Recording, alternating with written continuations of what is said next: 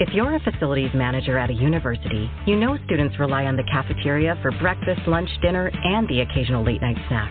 So when a dishwasher breaks down and dirty plates pile up, the mess hall can turn messy in the blink of an eye. Enter Grainger. With over 1 million industrial-grade products and fast delivery, the product you need now is never far away. So you can turn that dishwasher back into a lean, clean washing machine. Call, click Grainger.com, or just stop by. Grainger, for the ones who get it done. Blog Talk Radio. Good morning, everyone, or afternoon, depending on where you are in the world. You're listening to Sunday Talks with Kellie and Lisa. I am Kellie. Lisa is Hi, here everyone. as well. There you are. Good morning. We're still talking this week about the holidays. And, well, really that's because we're still in the midst of the holidays. One thing that occurred to me since last week, just from the people that I've been around this week, everyone has their own tools that they use to get through the holidays. And sometimes we're not even conscious of what coping mechanisms we are using. But what I've noticed is some people sneak in extra naps. Other people drink more alcohol than they ever do the rest of the year. Some people just, park themselves in front of a TV or a computer or, a game. Those are all coping mechanisms. Which coping mechanism you use depends on you and your particular flavor of trauma. But understand that they are all coping mechanisms. That doesn't mean they're bad. That doesn't mean we should stop doing that. What I'm asking is that we just become a little bit more mindful of why we do things during the holidays that we don't necessarily do the rest of the time.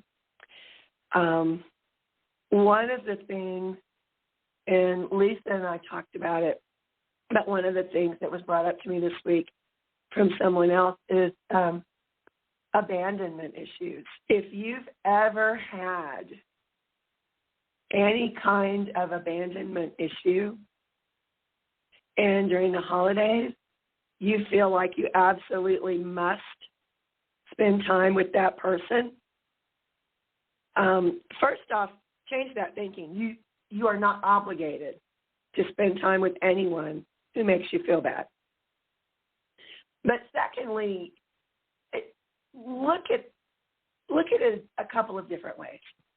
And when I told the person that I was speaking with the other day, is you have to understand, excuse me, while you are no longer that same child that felt abandoned, understand, in this case it was a parent-child thing, understand that your parent is also not that person anymore.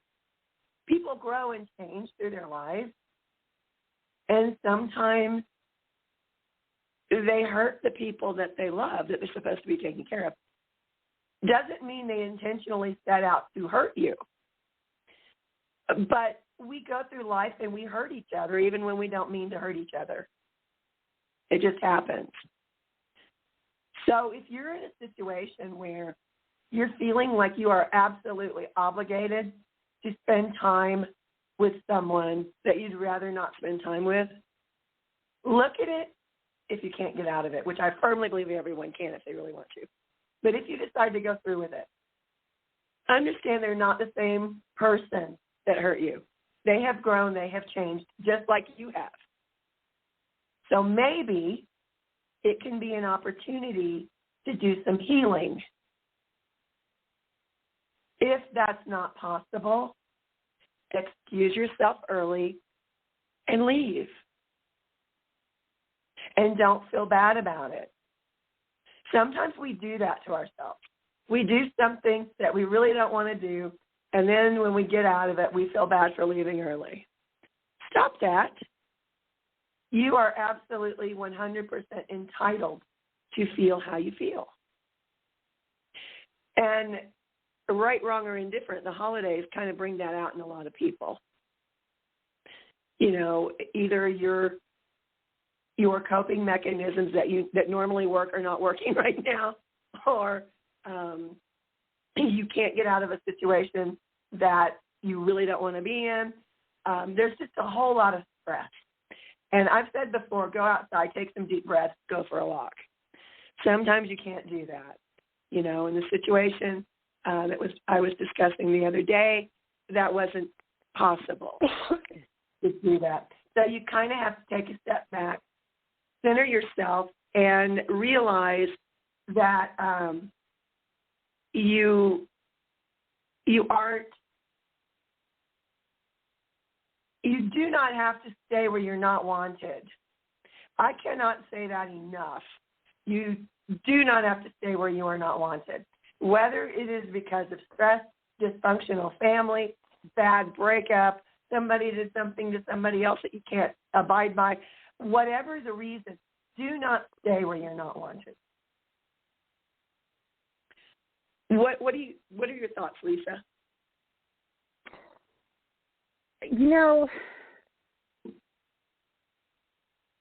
My first thought was, we expect people to hold us, to hold space for us, to hold us in grace while we are going through the stuff that we're going through.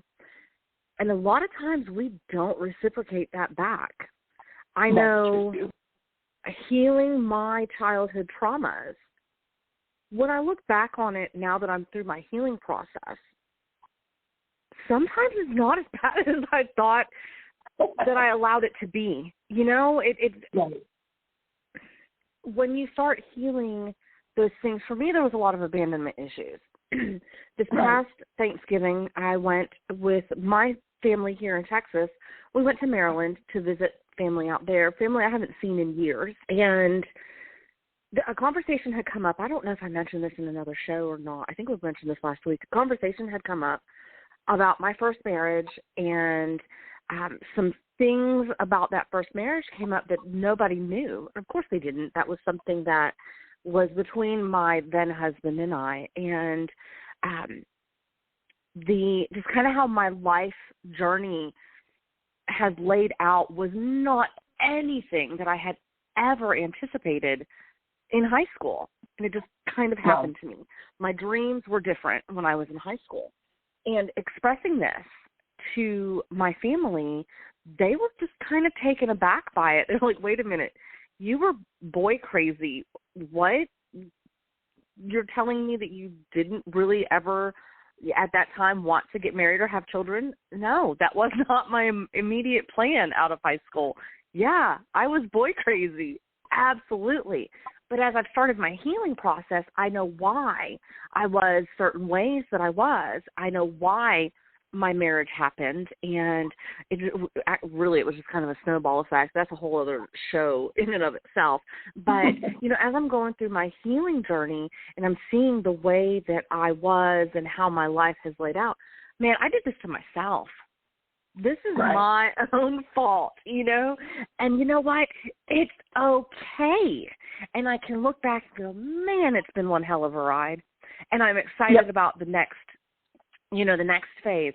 But as I've started healing some of my own abandonment issues and what have you, one of the things that I absolutely make sure that I am 100% aware of while I am going through my own healing is to make sure that I remind myself that no matter what, that person who imprinted me the way that I have been imprinted, they were doing what they could at that time to the best of their ability. And they didn't have the knowledge, or else they wouldn't have done what they did. And I am 100% responsible for how it impacts me now. I have control. I don't have to carry that with me any longer. I can put that bag down, I can unpack it, and I can throw it away. I don't have to take it with me anymore. And I am 100% responsible and in charge of this point in time and what happens to me in the future. And that's really hard for a lot of people to swallow because they don't they're not at that place yet, but that is one thing that I have come to in my journey is, yes, I was in 2 terribly toxic jobs over the last year and a half. I let myself stay there.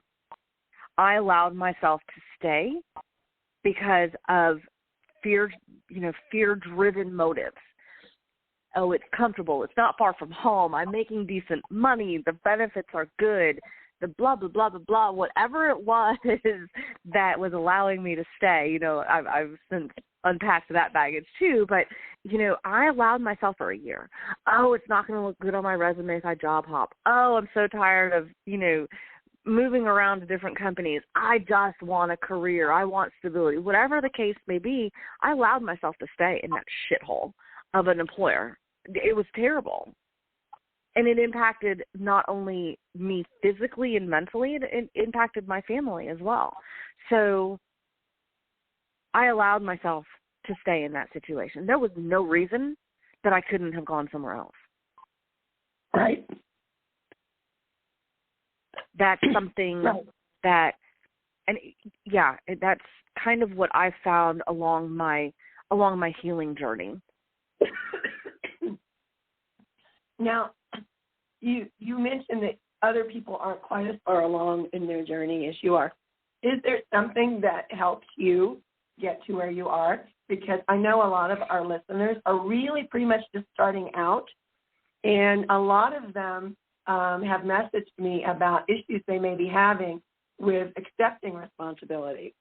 And there is a difference between accepting responsibility for your reaction and accepting responsibility for something that was done to you.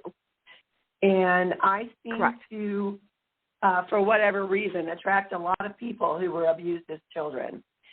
And I know that's really tough because I was also an abused child. But, how do you get to the point? How did you get to the point? Because I've talked a lot about my journey.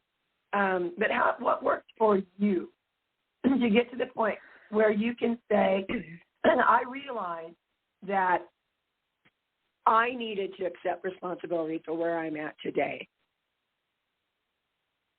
I got angry, screamed a lot. I had people in my corner who would let me vent no matter how chaotic it was, with the overexcitement of talking about it on a regular basis. And then I had people in my corner who would reel me back in. Okay, you talked about it. It's been 15 minutes. You don't have to carry that with you anymore. Let's enjoy the rest of our evening. I also role-played in the shower a lot. I know that sounds weird. Probably not as weird as I think it is, right? But no, it's not. So I left an 8-year relationship, packed up my bags with my son. I had half of a moving truck of belongings.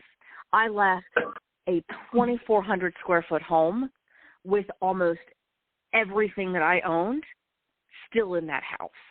I was done. And the belongings that I brought with me were the most important things that I was okay, Kelly, for the first year of living here. I was okay not owning a couch.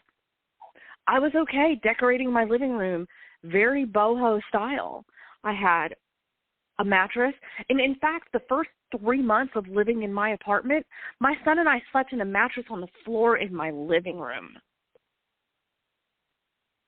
And I was okay with that because that was a whole heck of a lot better than what I left. And I had to just keep the perspective of this is so much better for me than where I came from. And there was a lot of conversation in the shower. There was a lot of screaming in the shower. And I'm not talking just trying to heal what I was going through at that moment.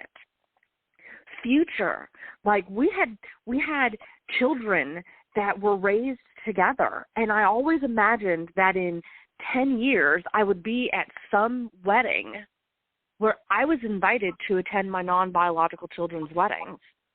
And we ran into each other. And the things that I would say to him and the things that we would say to each other. And I don't do that anymore. I don't have the connection to him that I did. It takes time. It absolutely takes time. And, you know, it's filling your time, filling those thoughts, not putting them in a box on a shelf in the back of your mind. I have a gray cloud that I visually see in my head that I can stuff stuff behind that I don't want to deal with, right? It's not doing that. It's when those thoughts come in, think, bless, release, the process. If you feel a trigger and you're getting that stir emotionally, sitting with it for a moment, processing it, it eventually gets shorter and shorter. But definitely, you know, there's a grieving process even outside of death. And right. It was a combination of a lot of things. Playing confidence-boosting music when I was getting ready in the morning was so helpful. There was just a lot of different things. When I was triggered by something, I would allow myself to sit with it to see if it stemmed from childhood, and usually it always did, right? And I would visualize myself as a child. I know what I looked like from pictures. I don't know that other than that, right, because we don't really ever see ourselves. I know what I looked like right. in pictures, and I would see myself as a child. And anytime something triggering would come up, I would allow that child to come and sit with me and work through it, and then hand her a red balloon and tell her, thank you so much. I am okay. I am safe now. I don't need you to protect me anymore. And I would tell her to go on and hand her the red balloon and have her go play. I would play. I would do fun things. Like, I know it sounds really hard, but simple things like enjoying that shower because I got up and made the effort to take that shower. Finding something, baking cookies for my son. As much as I didn't want to do it, I wanted to. The duality of that, of just being productive. I don't know. It was just a combination of a lot of things, and not one thing worked more than the other, and not one thing happened every single time. My goodness. Driving down the road on a back road or on an interstate that wasn't busy, and I could either do 90 on the interstate or I could take back roads with my windows down and my radio up, screaming angry breakup songs at the top of my lungs was so therapeutic. I'm just a combination of so many things. When I was at that job, it was really bad. It was during the pandemic, and everybody was just on edge, and everybody was stressed, and our numbers were crashing, and we just didn't have the things, and it was chaos. And every day I showed up at that office to show people apartments, and we were trying to find reasons to justify having the staff that we had. Even though we needed it, our numbers weren't necessarily justifying it. It was chaos. On my lunch break, I would get in my car and I would drive to give myself an attitude adjustment, which made me feel better. Then I would go back to the office and say, I'm starting my day over. I don't have to start my day over tomorrow morning when I wake up again. I can choose right now to restart my day. And, I took that time. It was a combination of so many things. It wasn't one thing, and it wasn't one thing every single time.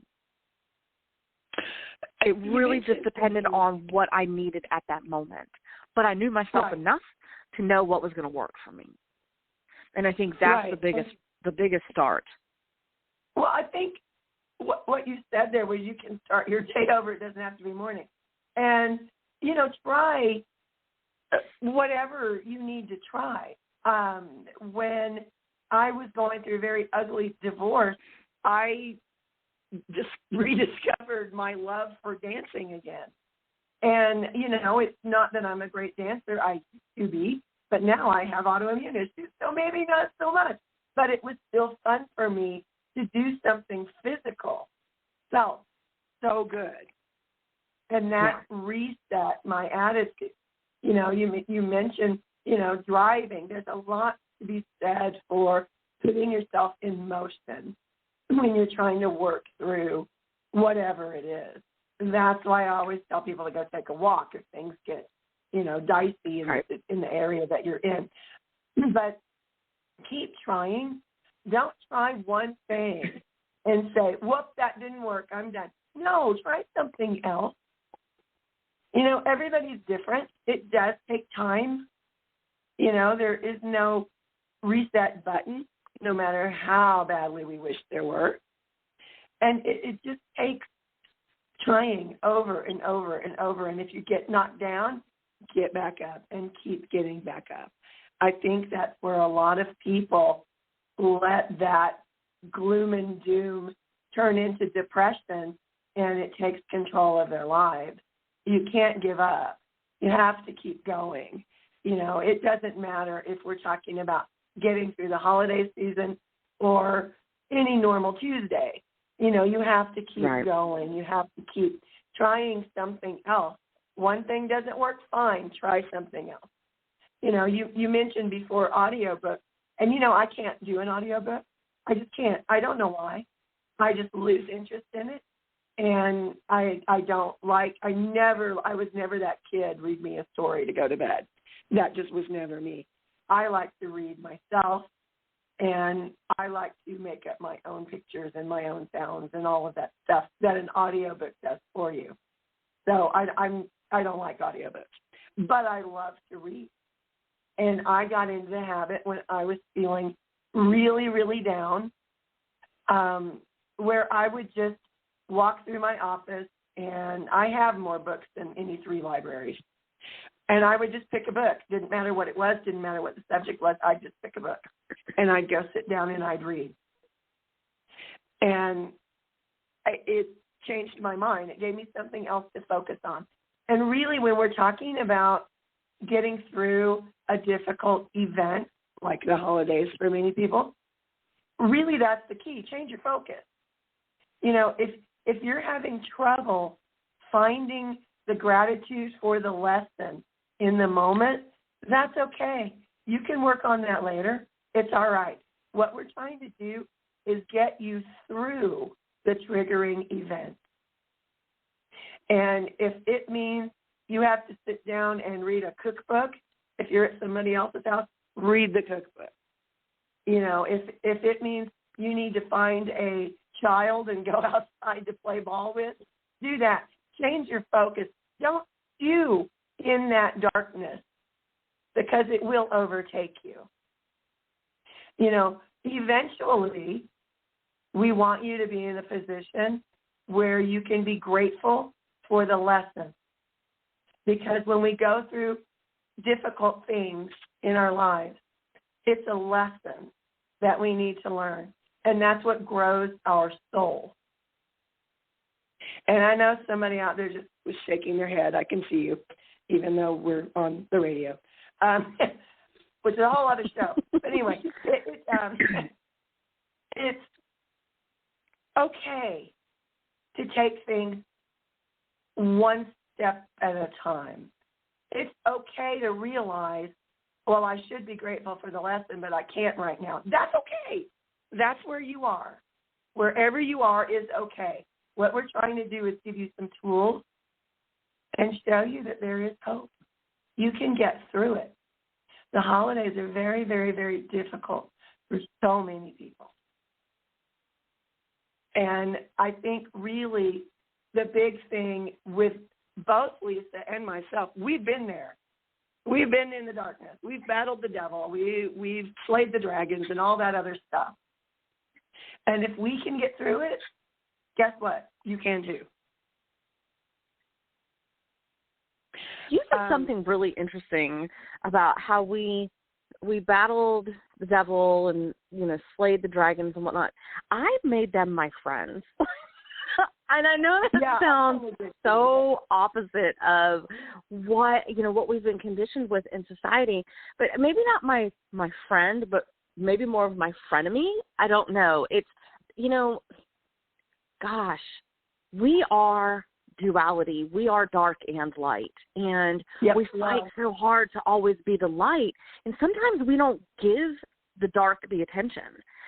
For me, I found that when I can own it, and this is going back to seeing my inner child, and thanking her, for protecting me at whatever point that childness needed to come up, abandonment issues or whatever the case may be. For me, it's like maybe not making them friends, but definitely acknowledging it and sitting with it, not just trying to turn it to light or, positive thinking, but really saying, why is this particular thing in my life? And I mean, heck, do I like it? And is there a way that I can shift it to work in my favor? I don't want to go into a whole lot of detail, but that's something that I have also, sitting. So we talk about sitting with the emotion or sitting with the, what we're going through at that particular moment. But part of that is also sitting with that darkness. And I think a lot of times that's glossed over when we talk about the healing process. But, when it gets right down to the nitty-gritty of the darkness, for me, why have I chosen the romantic relationships that I've chosen? Well, it goes back to some things from childhood. And that's, sitting down and thinking about those issues from childhood. Why do I still like that so much? And you know what? There's some things that I really, really sting and like about it, about those issues. Let's talk about abandonment. I like choosing men that are not going to be able to 100% commit to me because, honestly, I don't want to give up all of my independence. And I didn't know how to be codependent or in a functional relationship where one person can do their thing and the other person can do their thing. And it doesn't have to be the same thing that we do all the time, and we don't have to spend all of our time together. I loved that. I loved the fighting for my independence. Loved it. So I chose people who would expect me to morph into a certain person who I wasn't, by the way. And this is just the surface of it, just for explanation purposes. But I would love the drama with that. I would love feeling really, really shitty about myself because I was becoming somebody I wasn't, that I had no intention of becoming, but I was becoming that person. And I mean, you know what? That's hard. That is so hard to face. We were talking about this somewhat at the beginning of the show. That is hard to swallow. It's hard to admit that that's how you are or that's what you like about certain things. But, man, does it feel good when you can allow yourself to admit that. And then you can find a partner. For me, it's a partner that has, that's doing the work on themselves as well. And there's a healthy relationship, and you can come together and be, together and enjoy each other's company, but you can still be your own person. Right. For me, I was always trying to be somebody I wasn't for somebody else, for approval. Right. That's a whole other knot. That's not abandonment. That's something completely different. So, right. I mean, it's like, yeah. Yeah, at some point we should do a show on that. I know I spent a huge portion of my life just trying to fit in. And what was happening is I was making myself miserable. And it wasn't until I realized it's not everyone else's fault that I feel miserable. It's me because I'm trying so hard to be something I'm not. And I think sometimes in family gatherings, I have seen people do that. There are a couple of my relatives that I do know quite well and I associate with, and we are pretty like-minded until we get around family. And then all of a sudden, this person reverts back to when she was about, 12 or 13. And I'm standing there with my mouth hanging open going, what happened?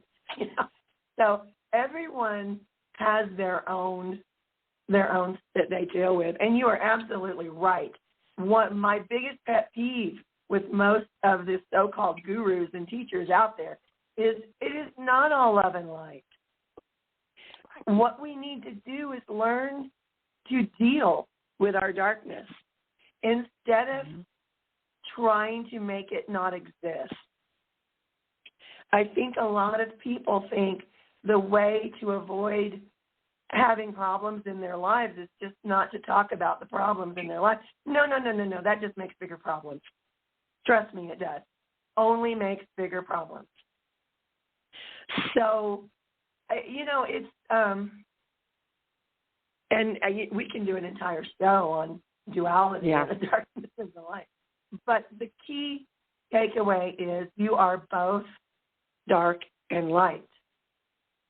And when we go through life learning lessons, what happens is we integrate the darkness and the light together.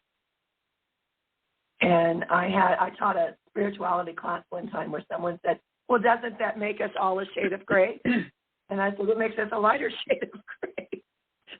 But it kind of, it's not that we want to mix our dark and our light. It's that we want to acknowledge that we are both dark and light. Mm-hmm. There is no one on this planet that is perfect. There is always going to be something that is going to make you angry or make you yell at someone or make you, that's life. Mm-hmm. The key is to not dwell there. Understand that, you have a dark side. We all do. Some of us have darker sides than others.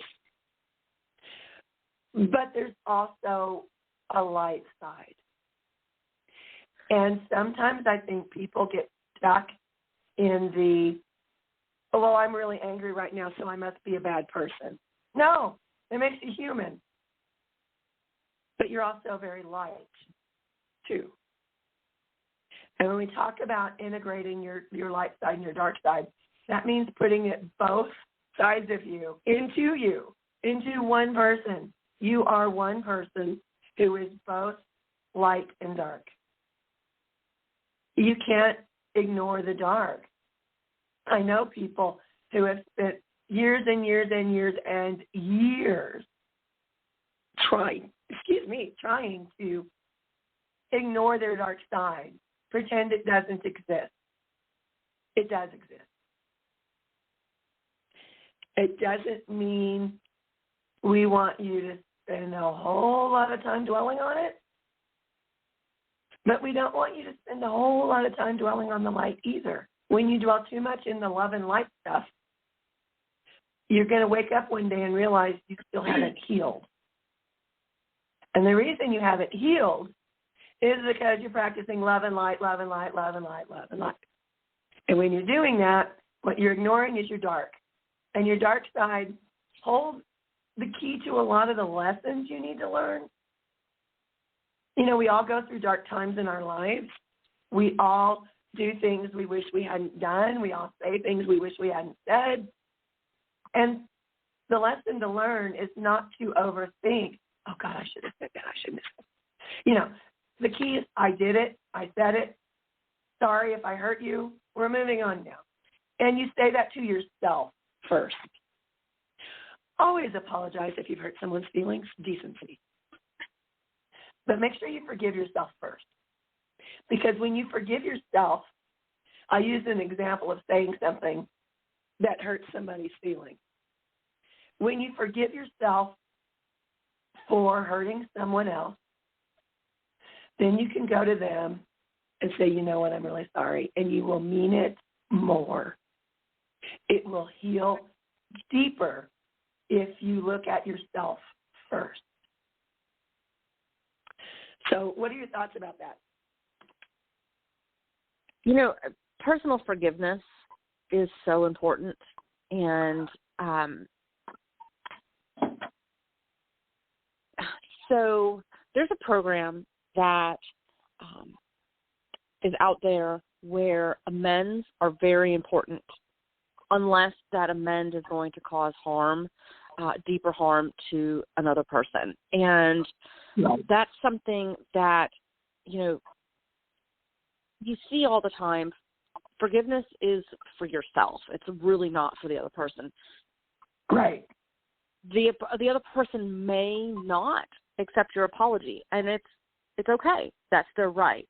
The forgiveness of self, I think, is the hardest aspect of your healing process, is forgiving yourself for whatever the case may be. I was in an 8-year relationship. I had to forgive myself for staying that long and let myself know, hey, I needed to be there. Whatever I was rationalizing, that's where I needed to be at that given point. I cannot look back and regret that I was there for 8 years, because whatever mechanism I was using at that time, even if it wasn't the healthiest mechanism, obviously, it was still that I forgive my past self for staying as long as I did. And it wasn't all terrible. It just wasn't the best relationship for either one of us. But, I forgave myself for staying that long. I praised my past self. And this is going back to that child, right? Looking at your past self and saying, because you're forgiving your now self when you do something, when you forgive yourself, your past self, you're doing something for your now self. And it's something that, just visualize, like take a moment. I can see myself sitting on my bed, which is where I camped out a lot towards the last part of the relationship. And I can see myself sitting there. And for me, I was stuck, not sure how to move forward. And at that given time, I was doing what I needed to do for myself. So I forgave myself. And I praised myself for doing what I needed to do to survive, pretty much. And so that doing that, and it wasn't a once and done. This is another thing. Forgiving yourself doesn't just mean, hey, I forgive you, and you just move on. Like, you really have to feel it. And it was not a once and done. It was my gosh, I probably went through that process for several months before I allowed myself to believe it, to feel it, and to forgive it. And now it's like I'm okay with it at this point. It was not just like some people may have the ability to boom, forgive, and move on. It took me a little bit longer. It was a process that I had to work through. But with each of these moments that I go back and I take stock in whatever comes up when I peel a layer back, or I prefer a ball of string that's wadded up on the floor, but that's another show. When you start to see these things that are coming up, it's easier for me to move past those now that I have experience with moving through the things I've moved through. It does become easier. And experience, chalk it up to experience and how long you've been, on this planet. It just becomes, it's like saying my ABCs now. Right. Yeah, it does get easier. Yeah, it absolutely gets easier, but you have to start somewhere. When I was working in therapy, we would tell people that when you're leaving a relationship, it takes 1 month for every year that you were together to truly heal from it and be ready to move on. So, there's not really a set timeline. That's just what over years figured out. Some people go through it faster because they are more willing to go deeper and heal the deeper things. That's an entirely other show. We can talk about healing in general forever, most likely. It's a very deep thing. But bringing it back, relating it to the holidays, I said earlier, if both parties are amenable, you can start doing some healing work at the holidays. You can talk to someone maybe you haven't spoken to in years. Maybe break the ice a little bit, but do not expect a hurtful situation to be healed in one sitting. And I just wanted to make that point clear when we're talking about, some people feel they absolutely have to go spend holidays or portions thereof with family that they don't really get along with. And if that's you, go for it. I did that for many years until I really realized how it was affecting me for literally weeks after. So if you can do that and be okay with yourself, go for it. But make sure you are okay with yourself. Make sure you do give yourself an out if you need it. I've spoken in the past about how the dysfunction in my family was. I went home one year to surprise my grandmother and my mom, and I walked into the house, and two of my siblings were having a knife fight, cutting each other, slashing, blood flying everywhere. I backed out of the house, went back to the airport, and went home. Because that was what I was going to walk into, and there was no way I was going to enjoy the holidays under those circumstances. And that is dysfunction in the extreme. Most people would never imagine walking into that scene. But I do know someone who is listening right now because she's making comments. When you feel like you must go, make sure you go for the right reason. Don't let anyone guilt you into going somewhere. And the question was, what if a relative is getting older and you're afraid they may die before next year, and your whole family is guilting you into going and spending time with them? That's a hard situation. I feel for you. I really do. Maybe you can go for a shorter amount of time and spend time with that person. But then the next comment here from the same person is, the older person has dementia and wouldn't even know who I was. And with that in mind, I would do what's best for you. Yeah. We can mentally send love to people in our lives, or people who are, you can send love to anybody, it doesn't matter. But in this case, you can sit and send love to this older relative without being there. If you are going to put yourself in a situation that is going to be incredibly difficult for you, and it really isn't going to make a difference to the older relative, I know I'm going to hear crap for this, and I don't care. I stand by it. Do what's best for you. Don't let anyone guilt you into doing something that your heart is telling you not to do. And maybe, that's a case of listening to your heart. Can you listen to your heart? A lot of times people think all the thinking we do is in our head. Nope. Our heart can think for us too, in a way. Your heart will guide you. Your heart will tell you what you should and shouldn't do. And I am just picking up from you that this would not be a good situation for you.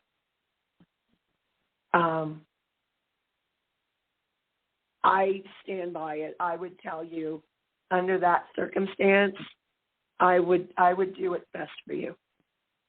Absolutely. And should you choose to go anyway, stay in touch with yourself. And I know that sounds weird, but what that means is notice how you're feeling. And if you feel your temperature start rising, if you feel your heart start beating faster, if you feel like you're, getting angry or getting upset, leave, please. Go into a back room somewhere where you can be alone. Do not subject yourself to feeling bad or letting other people make you feel bad about your. Stand up for yourself. Set some boundaries. Do what's right for you. Ooh, and I've already gotten some feedback. Yes. How do you know they would recognize this person? That was quick. I was expecting it was maybe not that fast. It's up to everyone, really. It is each and every one of us has our own decision to make when it comes to end of life. Under this circumstance that we've been talking about, I really don't think that it would do any good for either the older person with dementia or for this person who is beating themselves up because they don't want to go see this person with dementia, for them to go. It would be forcing themselves. It is something that would most likely make them feel worse about themselves than they already do. So there, I said it. What do you think, Lisa? I think it's, what decision can you live with and base your decision to go or not go based on being able, to live with that decision for the rest of your life, if you will. Take out the guilt that other people are projecting onto you. And, I love worst case scenarios.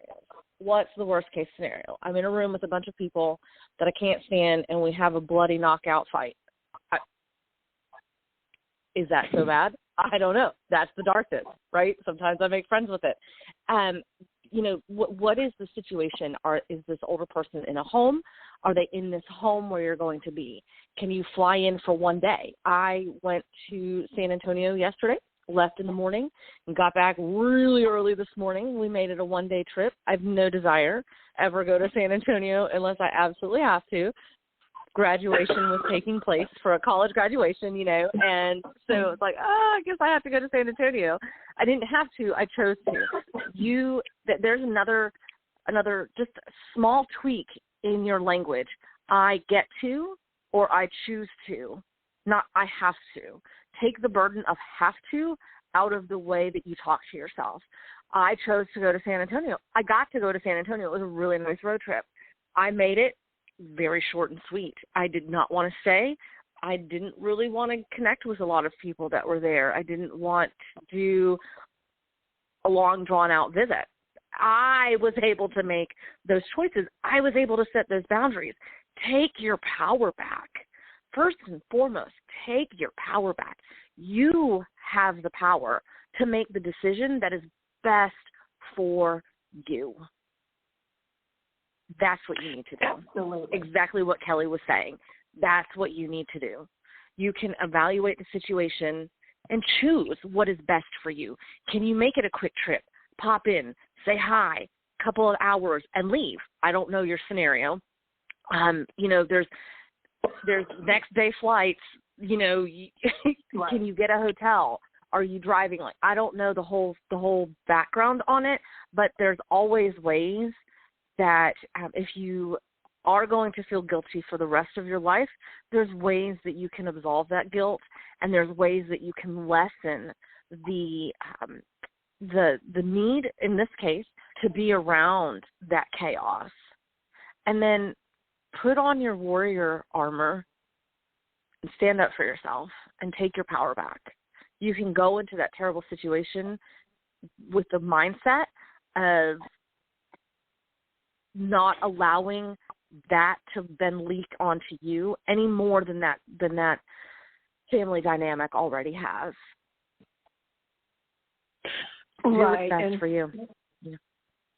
One of the things that someone else just chimed in on is, in their mind, it makes a difference if the older person is someone that she or he, I'm not sure who this person is, has been close with earlier in their lives, and if the person would actually want them there, if they would make the conscious choice to want them there and was able to interact, then by all means go.